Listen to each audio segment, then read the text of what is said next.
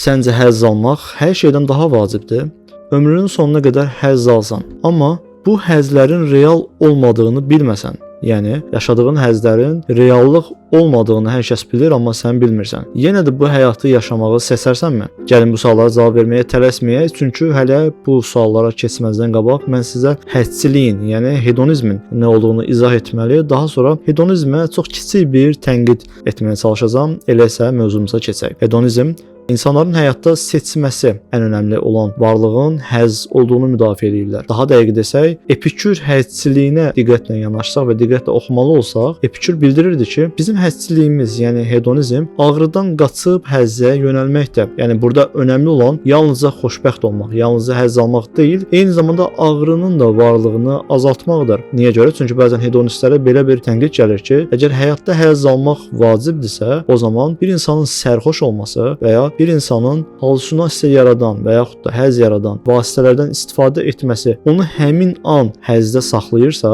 bu hedonizm demək. Xeyr, Epikürə görə bu hedonizm deyil. Çünki bu vasitələrin istifadə olunması eyni zamanda ağrını bərabərində gətirdiyi üçün bu hedonizm deyil. Həmçinin hedonizm anlayışı, yəni həzzçilik fəlsəfəsi 17-18-ci əsr Avropasında Bentham və Stuart Millin fəlsəfəsinə də, yəni mənfəətçilik və yaxud da faydacılıq fəlsəfəsinə də enib və bu fəlsəfənin içərisində özünə yer tapmışdır. Hamının bildiyi Stuart Millin çox məşhur bir ifadəsi var. Deyir, sən axmaq bir donuz, yəni həzz alan bir donuz olmaqmı istəyirsən, yoxsa bədbəxt bir Sokrat olmaqmı? Bu sözün mənası təbii ki, bədbəxt olmağı istəmək deyil. Sadəcə, yəni axmaq həzzlərin arxasınca düşən bir şəxs olmaqdansa, elə mərifət, əxlaq sahibi və daha çox hüzur sahibi olan bir Sokrat olmaq daha əlverişli və daha düzgün seçimdir. Bunun əksinə isə Benthamın həzz fəlsəfəsində Bentham fərdin şəxsiyyətini, yəni fərdin həzzini, şəxsiyyətin həzzini daha ön planda tutaraq bu həzzlərin toplum həzzindən daha önəmli olduğunu vurğulayır. Stuart Milldə isə fərdin şəxsi azadlığı ilə yanaşı daha önəmlisi toplumun, yəni bir cəmiyyətin, bir çoxluğun həzz almasıdır. Aşağı-yuxarı hedonizmin, həzzçiliyin nə olduğunu bildik. Əslində belə baxanda bütün filosoflar, yəni əksər filosoflar həzzçiliklə razılaşıblar. Məsəl üçün Nietzsche özünün güc istənci, yəni gücün lazım olduğu, labüd olduğu əsərində də və fikrində də bunu müdafiə edirdi ki, insanın istəyi əslində güc istəyi ilə yanaşı bu güc istəyinin ona verdiyi həzzi, yəni həzz istəyinin bərabərində gətirdiyi bir xoşbəxtlikdir. Bəs buna dair nə əks arqument ola bilər axı?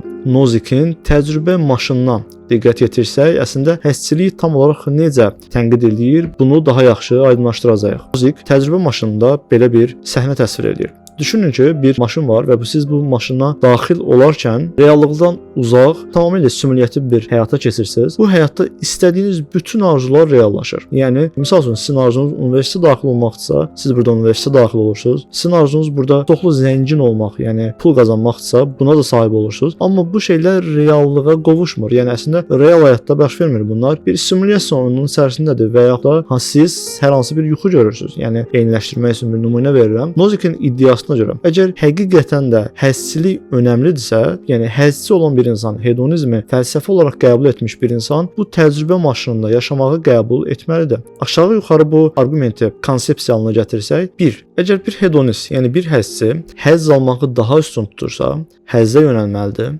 2. Bu təcrübə maşını həzzin əslində daha üstün bir şey olduğunu iddia elədiyi üçün bir hedonist üçün bu həzz maşınına girmək daha önəmli bir hal olmalıdır. 3. Bu həzz maşınına girməyi heç bir insan qəbul etməz. 4. Heç bir insan bu maşına girməyi qəbul eləmədiyi üçün əslində hedonizm xətalıdır. Nozikin arqumentləri aşağı-yuxarı bu formada sistematikləşdirilə bilər. Nozikin iddiasına görə əslində bizim üçün həyatda önəmli olan həzz və hedonist yaşam prinsipləri deyil. Bizim üçün önəmli olan yaşadıqlarımızın azad iradəli formada yerinə yetirilməsi və gerçək bir dünyada, yəni xəyali bir dünyada, yuxuda və yaxud da simulyasiyada deyil, məhz reallıqda baş verməsi o şeylərin həzzə yönəlməsindən daha vacibdir. Yəni misal üçün biz yuxuda daha xoşbəxt, daha zəngin bir həyat yaşaya bilərik, amma misal üçün həyatımızın yarısını, yəni 80 ilin 40 ilini əgər yuxuda keçirsək və yuxuda zəngin olsaq, bir insan durub iddia eləyə bilməz ki, mən həyatımı xoşbəxt yaşadım. Çünki həyatımın 40 ilini əgər yuxuda keçirmişəmsə, bu mənim xoşbəxt yaşadığımı deyil, sadəcə xoşbəxtçi yaşadığımı düşündürlər. Yəni xoşbəxtçi yaşam bir növ xoşbəxtliyin simulyasiya halıdır və simulyasiya halı bizim üçün önəmli deyil. Bizim üçün önəmli olan hadisələrin reallığı, hadisələrin subyektiv kollektiv olaraq bizim azad iradə ilə etdiyimiz davranışlar və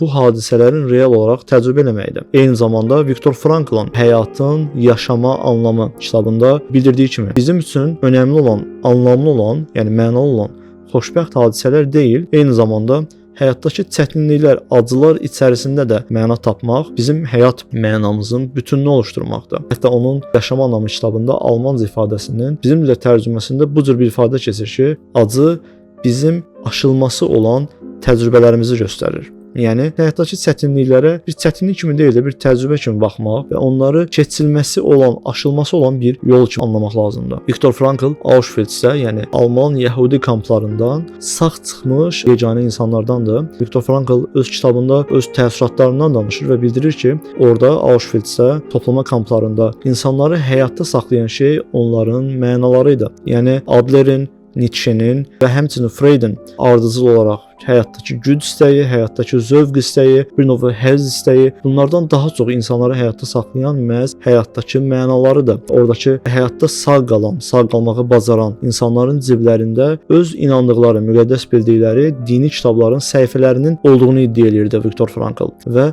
Viktor Franklı həyatda saxlayan şey bilirsinizmi nə idi?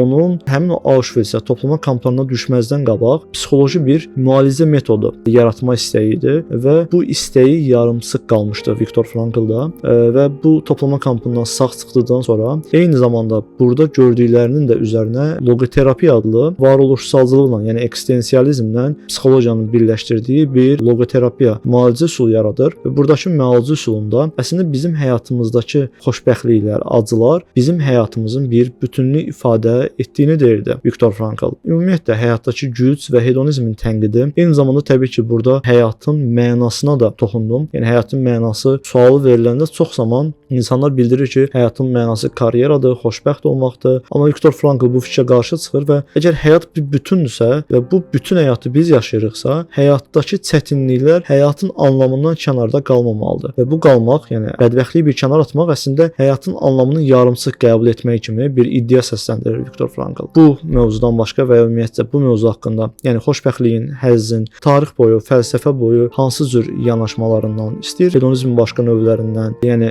mənfəətçilikdən, faydacılıqdan, epikür həzziliyindən, Aristotel həzziliyindən və s. bu kimi mövzularda daha fərqli mövzuların da gəlməyini istəyirsinizsə, şərhlərdə suallarınızı və yaxud da təkliflərinizi bildirəm və həmçinin də bu videonu dostlarınızla bölüşərək daha da böyüməyə, dəstək olmağa kömək ola bilərsiniz. Sağ olun.